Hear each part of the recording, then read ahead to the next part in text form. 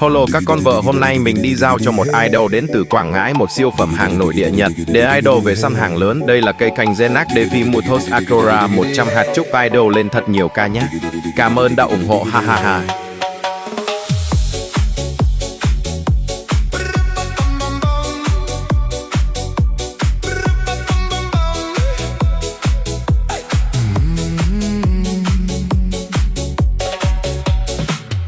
In this car, you don't exist.